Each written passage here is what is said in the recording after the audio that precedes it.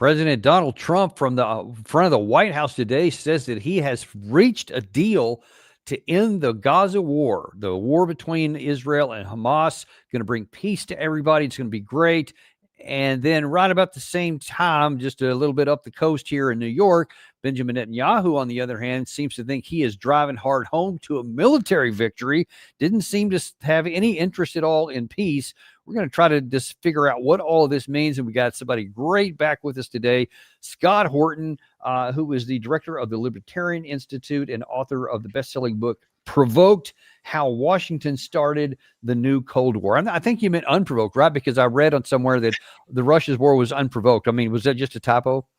You know what? I read that 100,000 times too, sir. And that was why I titled my book, Nuh-uh, y'all are all lying about that. It was too provoked by Scott Horton. And by the way, I got it actually right here. I always keep it handy here. So if anybody wants it, number one, it's a cool cover, but so much information in here that quantifies this. So this is not just hearsay. Everything. One of the things I always like about your books is that they are so well quantified and validated with other sources. Well, thank you. I appreciate that. And for your audience, don't be intimidated by the length of the thing, because quite literally about 25% of that is citations. And then that still leaves about 3 books worth of writing in there. However, it's a pretty easy read. I think I've had a lot of people read it cover to cover, no problem. I don't dwell on any one subject too long, other than Russiagate and the NATO promises and maybe a little bit about the Ukrainian Nazis. But otherwise, I beat those dead horses because those are the most controversial type claims that I really just wanted to put all the way to bed, you know. But for everything else, I give you about 1.5 pages on each thing and let you go and just take you through. The reason the book is so long is because there's so many different things America's done to cause these problems. Okay, so let me call on like I do when I'm talking. Let me call an audible here, because you mentioned the whole Russiagate thing on there. Given that there's breaking news just last night that Comey has been indicted, apparently for lying to Congress. So what do you make of that? Well, he's purely guilty on that one single charge. It's kind of a shame that they're not going to go ahead and prosecute him for the entire conspiracy to frame Trump for treason with Russia. But this is a start. And I don't know how far they're going. What did he actually do? Because other than just lying to Congress and obstruction, I'm not clear what he actually did. Well, so that's the charges, right? Is he briefed a friend on his notes of his meetings with Trump. And then his friend leaked all that to the Times. And then he denied knowing anything about that or having anything to do with that under oath to the Congress. So he's like plainly guilty in the most black and white type of a sense there. And I think the facts are already, you know, not even in question on as far as that goes. So, but what he's really guilty of is conspiring with John Brennan to frame Donald Trump, beginning at the very end of 2015, very, very beginning of 2016, to come up with this entire thing. And we now know from the recently declassified documents and so forth, that one of the reasons that he announced the shutdown of the investigation into Hillary Clinton's missing 30,000 emails, which is totally separate from the later hack and leak from the DNC. We know now he shut that investigation down because he was afraid his own agents were going to discover the Clinton plan to frame Trump, which she was actually late to the game. It was Brennan who started it, Comey who got on board, and Hillary Clinton and friends who got on board third, unless there was a secret meeting between her and Brennan that we don't know about. But what we can prove is that Brennan and Comey were already conspiring against Trump when she and her team got on board and decided to embellish the lies even more themselves. And we know now that Comey shut down his guy's investigation of her because he knew it would lead to that. And they all had this giant conspiracy to frame Trump for treason. At that time, the presumed nominee for major party presidential candidate, which, you know, John Brennan and Jim Comey and all of their top deputies and everybody who is in on that all deserve the rest of their lives in prison. Or I could say, like, if it was a plea deal, maybe we just confiscate all of their property and kick them and their families out of North America forever. Total banishment and exile from our society. Man, you got some pretty strong feelings on that. Let me tell you something. It's no less worse. It's no less worse than if they shot him in the face in Dallas. It's no less worse than burning the Branch Davidians to death and lying about it and calling it a suicide. these people belong in the penitentiary, Danny. They're the worst people in our society, all of them. And I'm So not a how Trump does guy. and I'm sorry, I'm going to keep I'd going say down the this same road. thing if they framed a Democrat this way. What right does the FBI have to do COINTELPRO against the leading nominee, the leading candidate for nomination for president of the United States of a major party in this country? They treated him like he's the Black Panthers in Oakland or something. Are you crazy? No.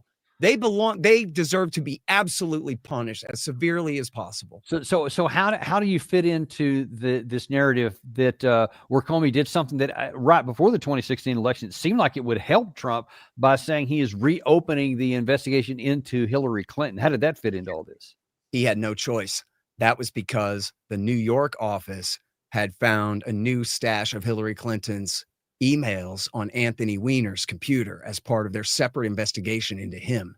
And Comey was in a corner, afraid that it was going to leak from New York, that he was burying this and refusing to investigate this stuff in a way that would help her. And as he later admitted in his memoir, this whole time we were operating in an atmosphere where we all assumed that Hillary Clinton was going to win.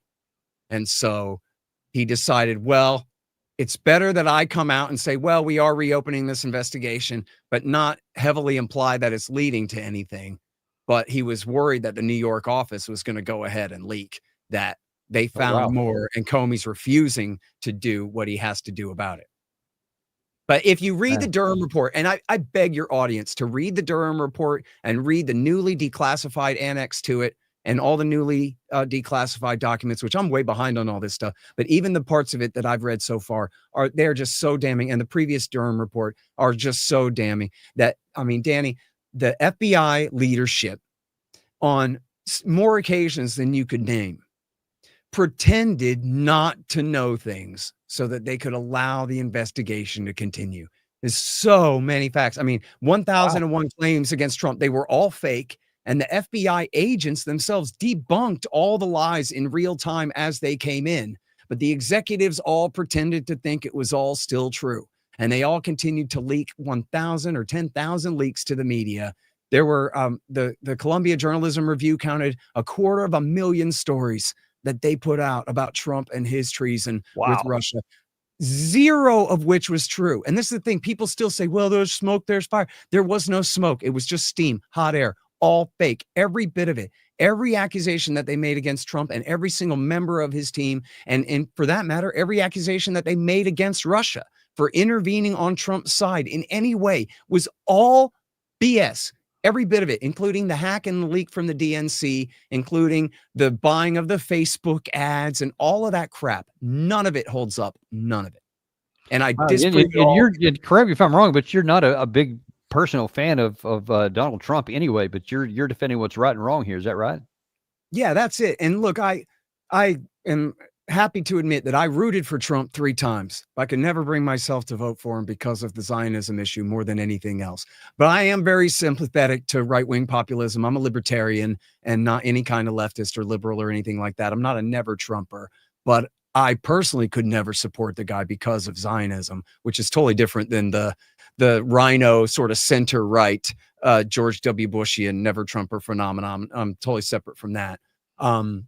So I'm the kind of guy who would very much like to vote for Trump, but just can't, essentially. But regardless, if they did this to Hillary Clinton, I would still defend her from this because, you know, these are completely post-constitutional national security state agencies and departments that shouldn't even exist at all. For them to take on the civilian leadership of this government, Donald Trump is the only guy, you know, the president is the only member of the executive branch of the national government who stands for popular election at all.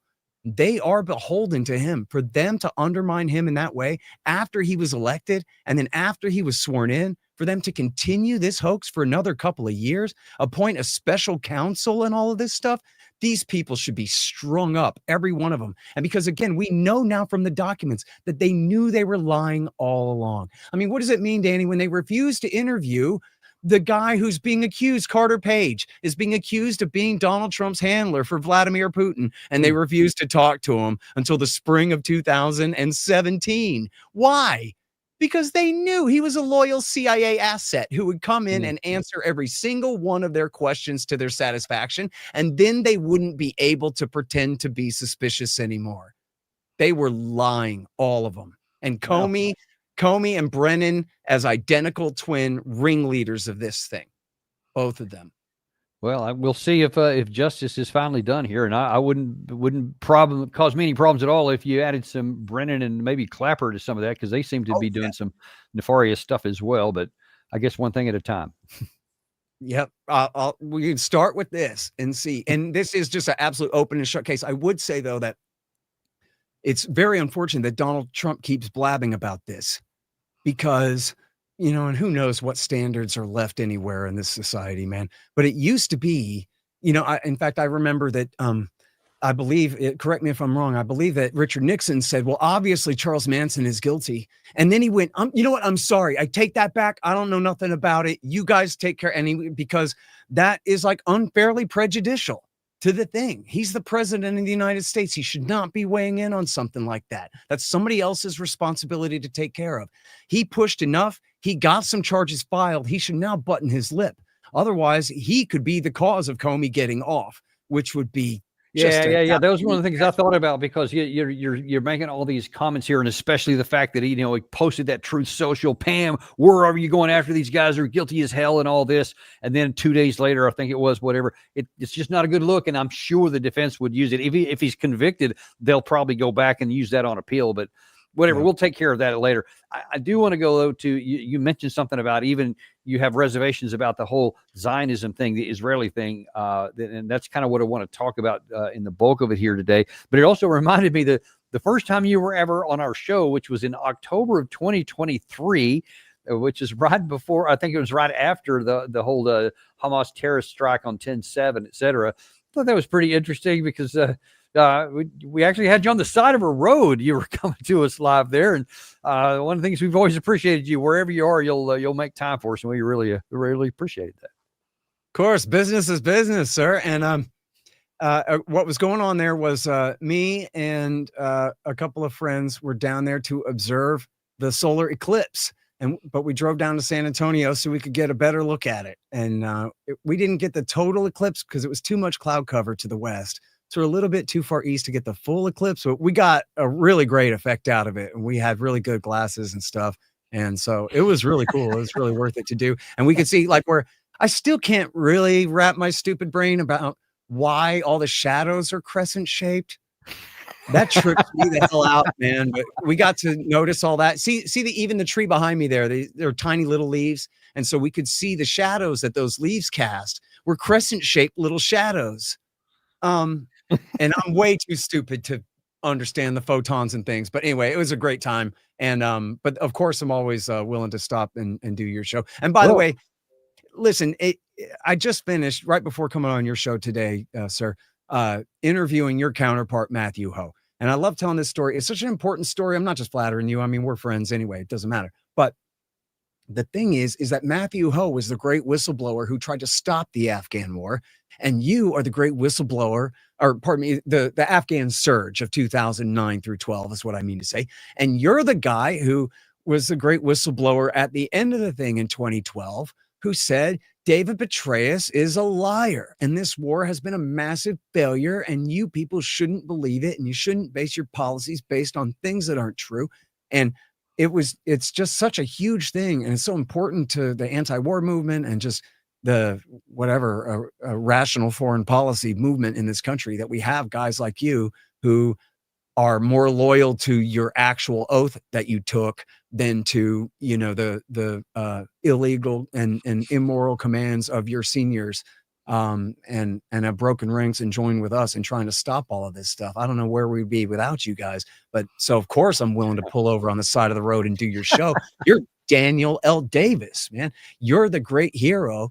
One of the few great heroes of the Afghan war. And I know a lot of guys, died trying to save their friends and that kind of thing. There's a lot of heroism on the micro level, but I mean, on the actual American policy level on Afghanistan, there are very few heroes, and you're one of them, so I sure appreciate you to say. I appreciate that. Yeah, absolutely. And I know that probably a lot of your audience doesn't know that, because they're brand new and kind of cycle in and out and whatever. And, so they need to know that too.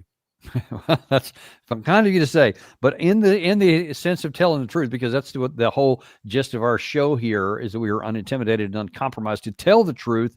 Let's get into some of that stuff now. So right before we came on air here today, President Trump was heading out, and he went to, I think, one of his helicopter chats, they call them, and he was asked about what's the situation when the Gaza Israeli war, and he said, "Hey, I've got some good news." And it's looking like we have a deal on Gaza, and we'll let you know. Mr. President, I think it's a deal that will get the hostages back. It's going to be a deal that will end the war. It's going to be a deal it's going to be peace. I think we have a deal. I'm not really sure about that, because almost right about the same time, Benjamin Netanyahu was at the dais at the UN General Assembly, and he said, "We will finish this deal. We are going to win this war." How do you put those two things together? Yeah, man, that's the first I've seen of the Trump comment there. I did unfortunately watch Benjamin Netanyahu's address at the UN. He did have one caveat, which is if Hamas gives up all the hostages, the war will end. Now, I don't believe him. I don't think that the policy has changed from the complete cleansing of the Strip. And I think that his policy hasn't it clearly been to sabotage any potential real deal that could end the war, short of their goal of making the population there so miserable and or wounded and or hungry or starving or dead that, the survivors will finally agree to pack up and pick up and leave and let Israel take over the Gaza Strip and keep it for themselves. And this is what we've heard so many talks and reports about the American administration working to try to get Indonesia or Libya or Sudan or Ethiopia to take the Palestinian people, which how is that supposed to work? How many aircraft carriers full of Palestinians can you cram on there to transfer 2 million people down to East Africa or to Indonesia? I mean, the whole thing is insane. But that seems to be the plan. They keep reiterating, don't they, that the plan is, this whole remaking of the Gaza Strip to be Jared Kushner's dream. Well, that includes no Palestinians. That means taking over the Strip for the Israeli Jews. And so I guess, there is a caveat there, which is if Donald Trump puts his foot down, then yes, Netanyahu has to do what he's told. I just don't have any indication that that is true. Although I don't know, that's a pretty bold statement for Trump to make. But then again, Donald Trump says a lot of things. There very well could have been some kind of diplomatic breakthrough behind the scenes, that hasn't been explained to us yet. I sure hope that it's true. I mean, it's a pretty bold statement, the way that he said it. And the cruelty of this war is just absolutely unbelievable. I mentioned the Waco massacre earlier, which I still have a chip on my shoulder about 32 years later here. That's what they do to the Palestinians every single day. If you read the headlines on antiwar.com, it's right around between 70 and 100 people that they kill every single day over there, dude. It is. And those are the ones that they just explode to death. That doesn't include the people who have been deprived to death, who are dying of starvation or, because there is no medical care or whatever otherwise would be an easily treatable injury or disease. And it doesn't include all the missing who, remain uncounted in a separate category and all these things. But it is just the ugliest damn thing in the world, what America is helping Israel do to the Palestinian people. So I sure hope that that is true. But we'll certainly see that. I want to get into some of the things now that the Prime Minister Netanyahu had to say during this. Since you've watched it, you'll recognize these things here.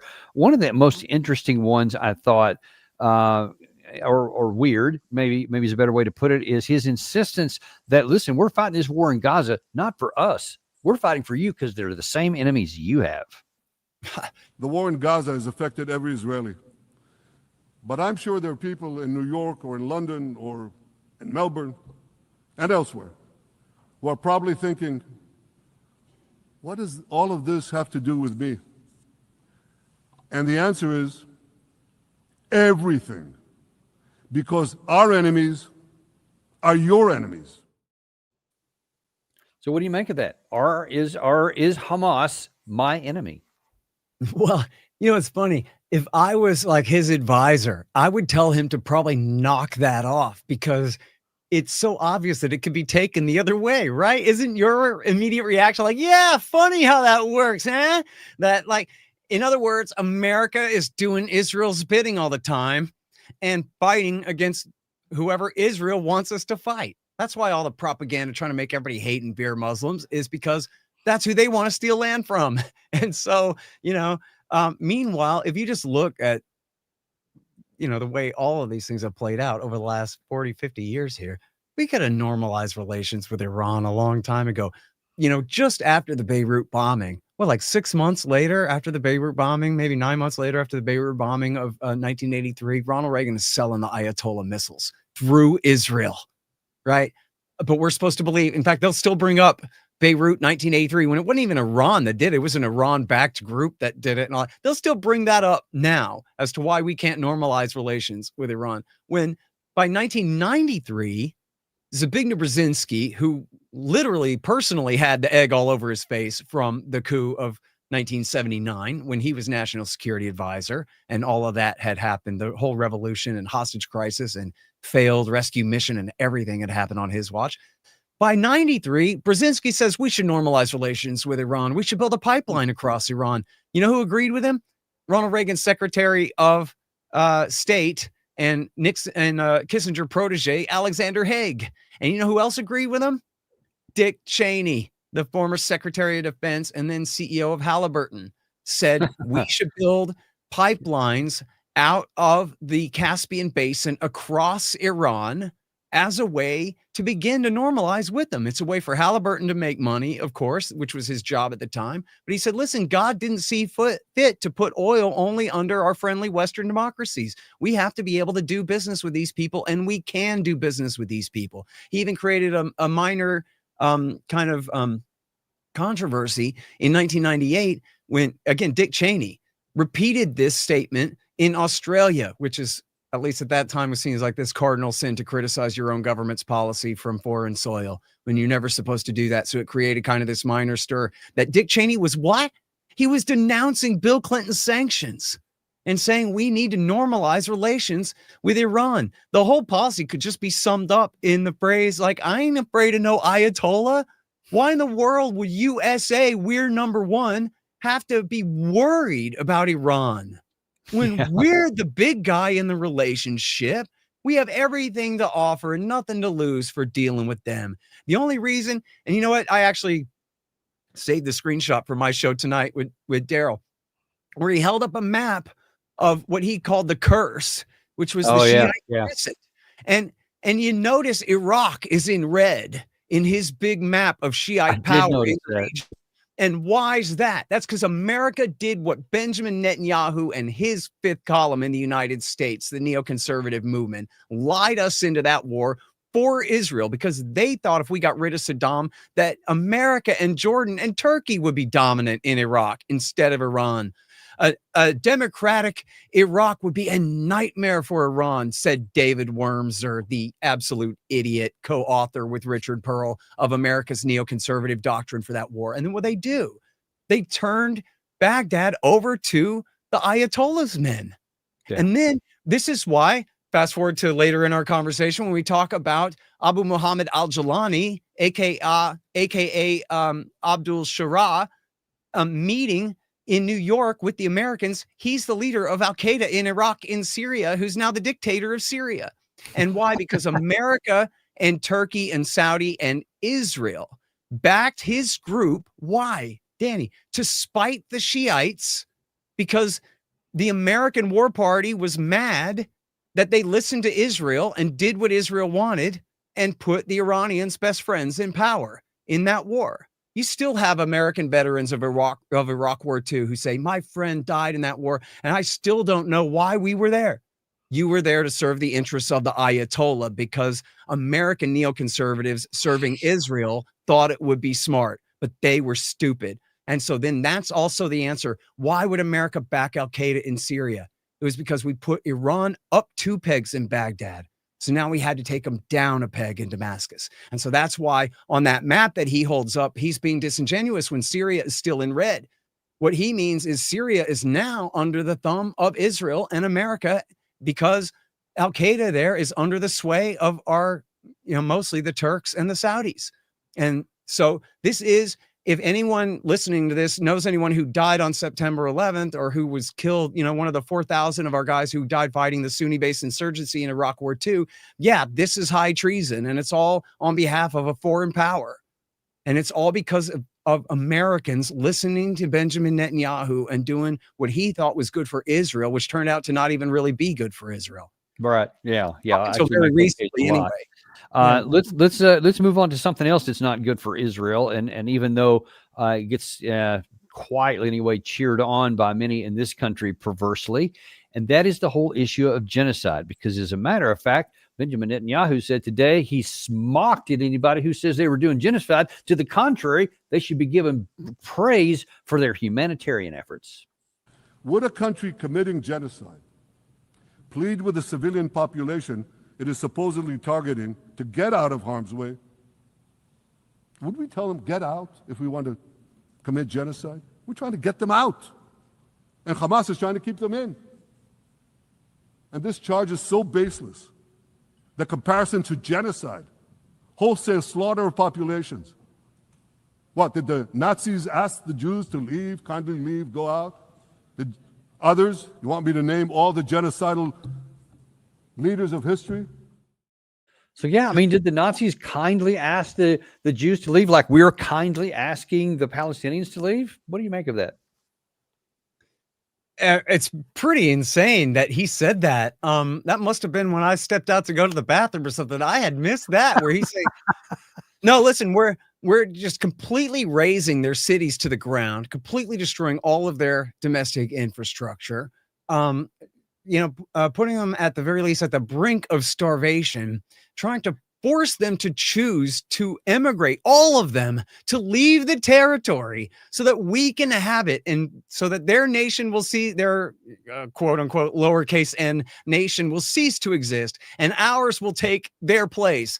What do you mean genocide? Well, that's actually what genocide means, right? An attempt to destroy in part a group, and this has been distinguished. You could break down all the academic stuff, but they've said, all of the Holocaust and genocide scholar types say, genocide doesn't just mean a large scale massacre, right? That doesn't count. And it also doesn't mean that it has to be many, many, many large scale massacres, because what it really is an attempt. You could even have one where it take like, this would be a zoomed in kind of smaller example, but take Azerbaijan's complete erasure of Nagorno-Karabakh as an Armenian enclave there, which has existed for centuries, and they just completely destroyed it. So they didn't completely destroy Armenia, but they did for, whatever. That was a little minor genocide in detail, in microcosm, right? To erase that civilization from the world the way that they did. And so what Netanyahu's saying is, in other words, if there were no casualties, right? If they were just dropping flashbangs on them this whole time in an attempt to drive them all out of the Gaza Strip, then that would still be a genocide right then and there. By the definition, yeah. Yeah. And so here Donald Trump says, you want to talk about genocide? October 7th was genocide. What? 1,000 people killed in a few hours of skirmishes? That's genocide? But killing 100,000 of them isn't? Burying their babies alive under apartment complexes, apartment buildings isn't? And here he is in his UN speech, avowedly saying our goal is to force them all to leave, after he's completely bombed all their hospitals, all their schools, all their government buildings that have any records of family histories, land deeds, property ownership, any kind of, public records of family histories. And they've dropped bombs on all of that stuff. They've done everything they can to attempt to completely erase Palestinian civilization from the planet. There are political limits on how many people they can kill a day. Apparently, they're allowed to kill a Waco massacre worth of people every day, not 10 every day. There's some kind of like governor on the speed at which they're doing this. But as he said in that clip, Danny, their goal is to destroy Palestinian civilization in the Gaza Strip and replace it with their own. genocide. Well, listen, Pleading guilty. one of the other ways, one of the other means aside from the bombs, is the use of food as a weapon. Now, he's going to say here that oh my gosh, I can't believe anyone is actually saying this, that we would have the audacity to use food as a weapon. Israel is accused of deliberately starving the people of Gaza when Israel is deliberately feeding the people of Gaza. Since the beginning of the war, Israel has let into Gaza more than 2 million tons of food and aid. That's 1 ton of aid for every man, woman, and child in Gaza. So, what do you make of that? Is it untrue that there's like so much food, a ton per person? Holy cow! I mean, they're probably getting fat and lazy on all this stuff, and yet we've seen you saw that from Tony, Lieutenant Colonel Aguilar from the Tucker Carlson, who personally went down there, observed this, and he talked about how this was absolutely starvation. That he said he personally observed these channels where they had these the set up so that the people who, when they got the trucks ready, they had to go through, and then they were being pop shotted against. There were being tanks fired in that area as an intentional thing to just terrify. Hundreds were killed going to get the food or so. How do you square that with reality? Yeah, man. I mean, you're exactly right about that. And I interviewed Tony Aguilar myself on my show. Oh, And I have to go look at that. I'll give you his number, man. You should talk to him. He's a great guy and honest guy, as far as I could tell. And look, I think the worst thing that he said, well, there are a few major things, but I think probably the most important thing to understand that he said was that they went from having 400 separate food sites across the strip to having 4. That's 3 all the way down at the Egypt border and 1 in the middle of the strip.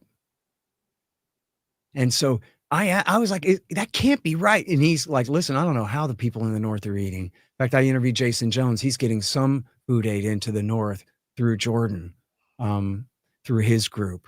And I just talked with him last week about that. But, you know, there are, and one of the worst things that Tony Aguilar said as well was that the weight and the transit costs for bringing in bottled water was higher for the contractors that had taken over for the UN after they kicked out UNRWA. And so they were not bringing in as much water as they should be. And so here they're giving people dehydrated rice and beans and no water to cook it with, and no water to drink.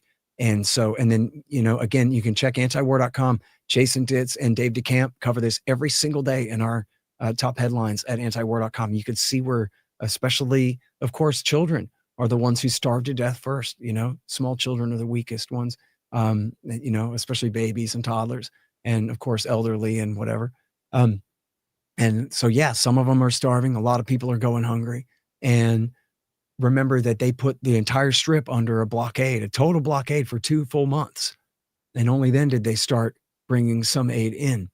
And then when you talk about, you know, what Aguilar's testimony about what has been happening to the people as they queue up for aid, not only is that completely right, but that's all verified in reporting in Haaretz and in other Israeli news outlets. There have been at least 2 major stories in Haaretz where they interview enlisted and officers admitting that this is the case. And enlisted men saying, God, I call my officer. I say, you sure you want me to shoot these people? And he demands I do it. And now I do it. There's one that just came out last week, Danny, where the soldier says, and the officers, they don't care about our humanity either. They're making us kill children. I said, Wow. But it's children. And he said, do it. And he said, but then what about me? Now that I've killed children, he doesn't care about what happens to me either. Man. And here's how this goes. This sounds completely like out of a dystopian movie from the late 80s or something, where you have people, because they're so desperate and hungry, they all queue up in this giant kind of mob.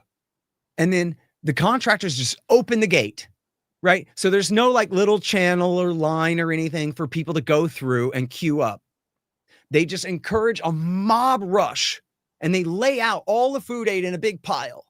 And so everybody has to just come and grab it. And you're talking about desperate people and people who at this point, they have children who they have to feed who might die. And so you have people pulling out knives. There's no spirit of cooperation here anymore, dude. It's full Hunger Games. Every man for himself. War of all against all for the tiniest little bit of food aid scraps that they can get. Pulling, again, noodles and beans and rice that are essentially of no use to you without water to cook anyway, digging it out, digging little scraps out of the dirt. Just the most desperate kind of situation. The kind of thing that you would imagine from a movie about the Holocaust, right? Of the Germans laughing at their captives and making them all queue up and making them have this brutal fight to the death over whatever food aid that they can get. But then on top of that, as I said, there's no like channel for the people to come through. Not even on the macro level where they're making these people walk miles every day to get there. And then how do they tell them where to go? They tell them where to go by shooting at them. We had this from the Israeli soldiers' own testimony. If they move a little too far across the invisible line, then they get shot. That's how you know that you went too far off of the path that you're allowed to go on, is they'll kill you. And they just lay down fields of fire. And so all I got to do is put up little metal gates like you'd have at a Willie Nelson concert just to say, like, stay on this path. Instead, they enforce invisible lines with fire, and not just rifle fire, but artillery and mortars and tank rounds that they use to kill these people, to show them the path that they're supposed to take to the food aid. And this is, you can, again, read it in Haaretz, and you can read the military officers saying, yes, that is true. As the enlisted men are complaining about, this is what they're making us do. And what is your knowledge about the claim that Netanyahu, I think he also said during this speech today, that the real problem here is that Hamas actually steals the food and they don't let the regular people get it? Well, so I have two things to say about that. First of all, some Palestinians, I don't know about Hamas, but some Palestinians have raided food trucks, and including Jason Jones, who has his aid group, had sent in aid, and a couple of his guys got attacked and killed, and their food stolen by an armed gang there. There's no direct connection to Hamas or who that was. He's sent in a lot of aid shipments that went okay, but he's had one that has been attacked. But overall, on that Israeli narrative, that's not true. And again, you can read at antiwar.com. They've covered this over and over. Dave DeCamp has addressed this specifically, I know, where, and he's just doing the news. And the news is that Cindy McCain, John McCain's wife, who's the head of the World Food Program, she has debunked this and said it's not true that Hamas is stealing the aid that she knows of for her part in the thing. And then American officials have also debunked this. I think even Israeli officials have admitted at times that this wasn't true, but the United Nations and American officials have admitted that that's not true. And that's essentially just Israeli propaganda.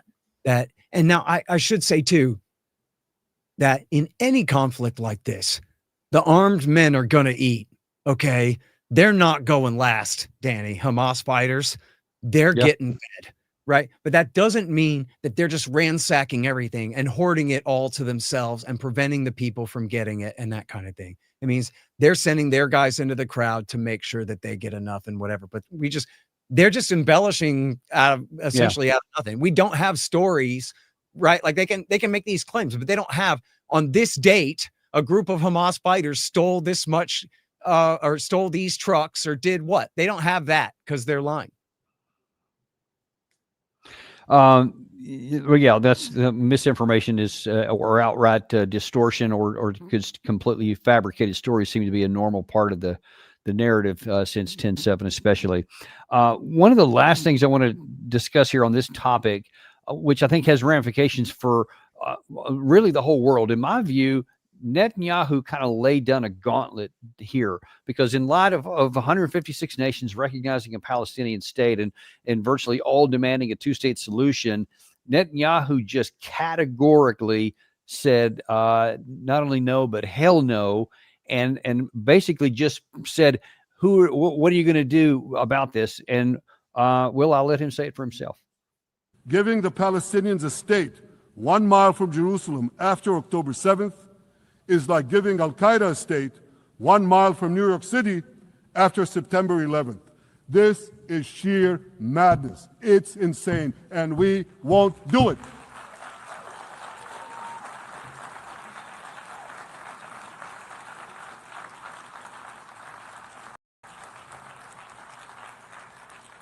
So here's another message to those Western leaders.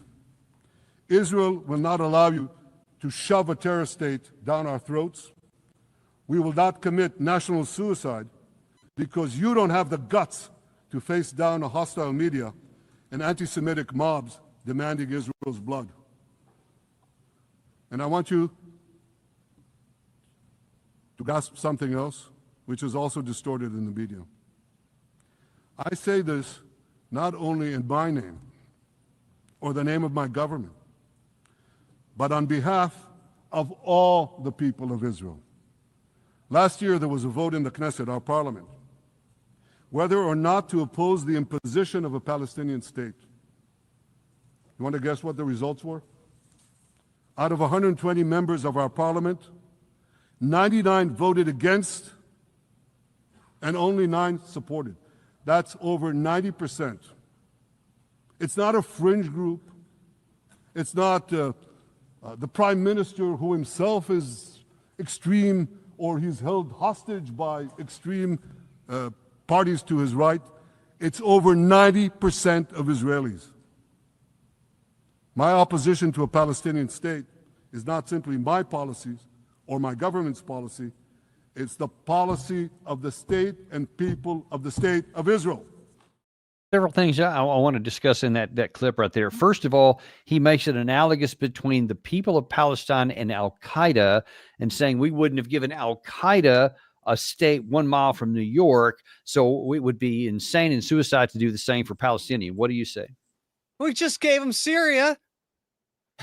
A literal bin Ladenite state. When, al-Sharaa is 3 clicks to the right of Hamas, or worse. Hamas have, unlike the bin Ladenites, have never had a doctrine of all this kind of Leninist world revolution and overthrow everybody and this kind of stuff. They're a local insurgent group. And as I'm sure everyone watching this show knows, that it's the government of Israel, especially the Likud, but the Mossad and the Shin Bet and Israeli intelligence, they're the ones who have foisted Hamas on the Palestinian people. They have no popular sovereignty. They didn't choose Hamas to be their rulers. And anyone can read Richard Sale in UPI or Andrew Higgins in the Wall Street Journal, or read the great books Devil's Game by Robert Dreyfuss, or Treacherous Alliance by Trita Parsi, or Obstacle to Peace by Jeremy R. Hammond, or there's a great article by Brian McGlinchey about this as well, where Israel, dating all the way back to the late 1980s, they backed Hamas, which started out as a charity, and they helped turn them into this militant militia, helped marginalize all their enemies. Why? Because they wanted to build up Sheikh Yassin and Hamas as a right-wing religious alternative to the PLO so that they could divide and conquer the Palestinians. And then with the so-called disengagement, which the war party always pretends was some charity for the Palestinians, when Ariel Sharon pulled the Israeli settlers out in 2005, all he did was change the thing from a settler occupation into a siege. They never gave them a state. They always act like this was an act of benevolence, when what they were doing was they were symbolically trying to kick the Gazans, Palestinians at least, out of quote unquote Israel or Israeli jurisdiction by just figuratively, essentially, so that they could deny that it was approaching a 50-50 or even a minority ruled society there. So this is, and anyone can go, in fact, it's at my website, scotthorton.org/fair use. You can find an article.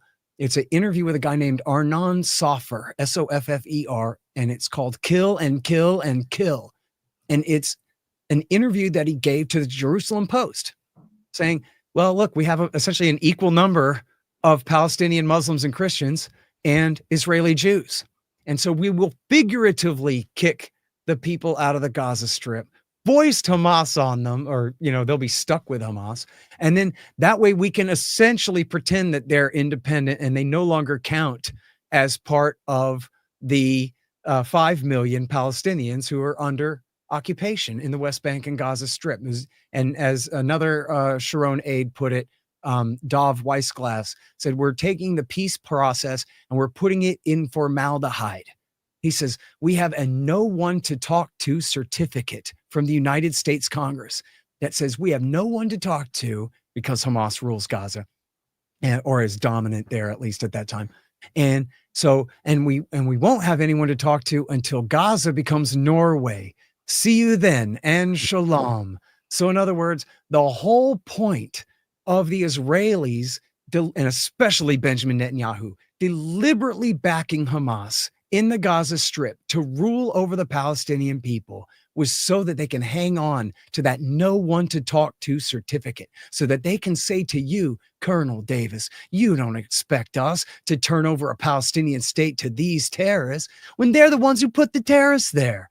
They're the ones who kept it that way the whole time. And Netanyahu said repeatedly, we control the height of the flame. Yes, it's dangerous, but anyone who wants to thwart the creation of a Palestinian state must support Hamas in the Gaza Strip.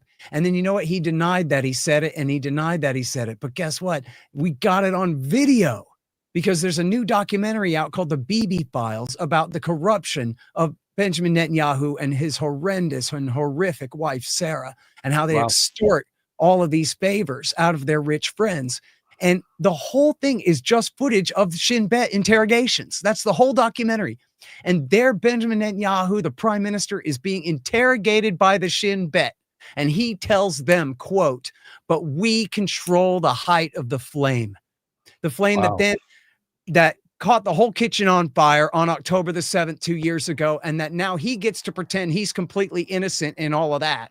And now has a blank check to kill every last Palestinian and confiscate all their property in the name of his own pet project blowing up in his face. And this is not hyperbole at all. And I wrote a great article about this. My buddy Connor Freeman actually wrote the thing. It's by search my name and Connor Freeman. It's at antiwar.com, and it's called Netanyahu's Support for Hamas Backfired. And in the article, I have all of the relevant quotes that you need to prove this case without any doubt, and including, I'll leave you with one more here. Bezalel Smotrich, the current finance minister and major kingpin in Netanyahu's current government, said then, you have to understand, talking to other Israelis, Hamas is an asset. The Palestinian Authority is a liability. See, if the Palestinian Authority was in charge, then the Europeans, the Americans, and then damn liberals, somebody to talk to, they would say we have to negotiate. And so this is what he says. He says, in this game of delegitimization, Hamas is an asset. The Palestinian Authority, a liability. In other words, we need to foist these terrorists on these helpless people so that we could say, boo hoo hoo, there are terrorists here. You don't expect us to deal with them. It's the most blatant and cynical and murderous, just ridiculous thing. I can't believe they get away with it. We got it on video. Yeah, because no one looks at the video, or they can't believe it. They can't bring themselves to believe that Netanyahu could make such directly contradictory statements and lie that easily, because most people have a hard time lying. And so when they see someone with that conviction, he must be telling the truth. That's what they say. But now let me ask you, because I know we're running low on time here. Given what you just said and all of that's what these are. So implying that there is no chance that they're going to just suddenly just change course like a 45-degree angle and turn right and say, okay, President Trump, sure, we'll just have peace here and we'll just call it a day today and end everything we've been working. Seems pretty unlikely to me. But then in that same clip right there, Netanyahu basically threw down a gauntlet to the entire Western world and said, the only reason that we haven't succeeded so far is because you don't have the guts, as he put it, to basically silence the opposition in your country, but we're going to continue going on. So where do you see this going outside of Israel? Will there be finally a point that's passed to where there's a flood over the top, and like South Africa, where people finally start taking action, not just symbolic action like recognizing a Palestinian state? Well, I sure hope so. And I think, the narrative is broken. the idea that the Israeli Foreign Ministry and their American Amen Corner can just character assassinate anyone they want, call everyone a Nazi and an anti-Semite and silence them, those days are just over. And look at, they keep essentially biting off way more than they can chew. Anyone who is, dare I say, a victim, let's just say an audience member of American mainstream media over this century so far, knows good and well exactly who Megyn Kelly is and where she stands and what she believes. And Megyn Kelly is a center-right conservative Republican. There's not a single controversial thing about that woman. But boy, she let one word slip that, geez, I don't know, maybe Epstein was Mossad. And they've declared full jihad against her and are trying to convince the American people that something has happened to Megyn Kelly where now she has joined up with the Aryan nations or something. And it's just so stupid. Nobody can stand it anymore. And it just doesn't work anymore, which means then like the floodgates are open. Not just is it over the top, but the dam has broken. So now people are willing to listen to dissent. People, I think quite wrongly, assume that Israel killed Charlie Kirk because, hey, he was stepping out of line, and you know how they are. Targeted assassinations, that's exactly what they do. Silencing their critics with prejudice is exactly how they are. Kill an innocent, unarmed man? Why not? They kill innocent, unarmed people every day. And so people just assume that it's this most criminal regime on the face of the earth that must have killed their hero. And Israel does deserve at least that level of suspicion and resentment. And they are that dangerous. Not that I think that they had anything to do with this, but the point being that people's mom and dad think so. In fact, I got an email this morning from a guy said, my mom and dad think Israel killed Charlie Kirk. And these are the most like Sean Hannity, Fox News, pro-Israel people. Wow. And just everyone has had it now. Nobody believes in these people anymore. And then so what are they going to do? They're going to shut us all down. They're going to silence. They're going to what? They've taken over CBS and TikTok. But like all of that is just a losing game. I mean, there's only so much that they can do there. So what do you think about the other nations? France, subpoena. UK, etc. What are they going to do? Well, I'm not sure. I mean, what it would take would be national governments really turning on Israel. And, I don't know about sanctions, but at least, sanctifying major boycotts and major, like you mentioned, South Africa. I mean, it was a major thing to boycott South Africa in the late 80s. In order to force the end of apartheid there. And I think, we are getting to a point where, it's this absolute super majority of never mind leftists, but I just mean the left half of America, Democratic voters and so forth. And on the right, it's more and more of a split. I think, there was a poll that had 50% of American conservatives now, or Republican voters, are more sympathetic with the Palestinians. I mean, so how that exactly translates into action, I don't know. Donald Trump is probably the most Zionist president we've ever had, but he may be the last. I mean, it may be impossible. You mean, wait. So you're telling me that there was a competition between Biden, who himself declared that he was the most pro, but you're saying that maybe Trump is more so? Well, they're definitely neck and neck, aren't they? I'll tell you, in Trump's first term, he recognized Israel's seizure of the Golan Heights. He bribed Bahrain, Qatar, Sudan, and Morocco into normalizing relations with them. He moved the embassy to Jerusalem, which is de facto recognizing Israel's claim to the eternal and undivided capital of all of Jerusalem, which means that East Jerusalem can never be the capital of a Palestinian state. And it means that eventually the Israelis plan on blowing up the Al-Aqsa Mosque, rebuilding the temple, and starting World War III. And so that's all. And Donald Trump, what did he do? He turned right to Sheldon Adelson and said, there you go, buddy. I hope you're happy. He turned right to John Hagee and said, well, I hope this helps Jesus come back and blow up the world faster like you were hoping for there, minister. I mean, this is just complete betrayal of America's national interests on behalf of these foreign powers and these special and very narrow special interests. And so, Donald Trump, his other statement was that he's not going to allow the annexation of the West Bank. But I don't believe that.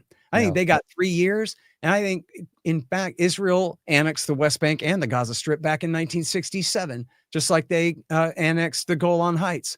And they don't have to necessarily call it that, but they sure de facto did. And they have absolutely covered the West Bank with settlements in a way where it would take a massive Israeli civil war with a government that does not exist in Israel that would want to force those settlers out of the West Bank and force them to come back to within the Green Line to allow there to be a Palestinian state on the West Bank. It's just too far gone. They've made it that way on purpose. So I would not be surprised at all. And I don't think that Donald Trump would blink if Benjamin Netanyahu started carpet bombing Ramallah and Jenin and Bethlehem and the rest of the countries of the West Bank and started treating them exactly like the Gaza Strip and attempting to force the other 3 million Palestinians to flee into, the Jordan River, or into Jordan, or into the Sinai Desert to go bake in the sun and die, or whatever it is, and steal that land.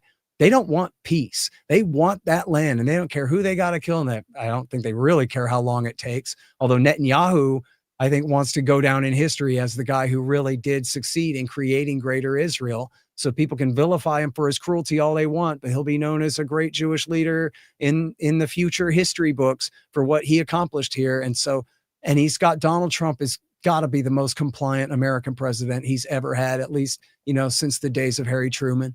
Yeah, we're going to find out here pretty soon, because Trump made those pretty bold declaration before he left today that he thinks he's got a peace plan. Now, if that doesn't happen, not because Hamas doesn't agree to it, but because Israel doesn't agree to it, and he lets it go, then I think that's going to give more credibility to what you say if it goes down that way.